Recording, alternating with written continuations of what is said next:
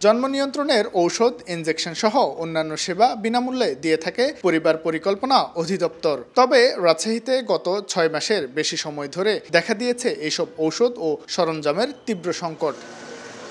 সংকটের সুযোগে জন্ম নিয়ন্ত্রণ পদ্ধতির সকল উপকরণের দাম বাড়িয়েছে বিক্রেতারা, আর এতে ক্ষুব্ধ এলাকাবাসী। আর বিক্রেতাদের দাবি, ঔষধের দাম বাড়িয়েছে উৎপাদনকারী প্রতিষ্ঠান। প্রত্যেকটা দাম বেড়েছে, প্যাকেটে 5-10 টাকা বেশি। একসাথে ধরেন 5টা প্রোডাক্টের দাম বাড়ে গেছে। এটা পরিষ্কার বোঝা যায় যে এটা একটা সিন্ডিকেট। এই নিয়ে জনগণের ভিতরে ভোগান্তি সৃষ্টি হচ্ছে।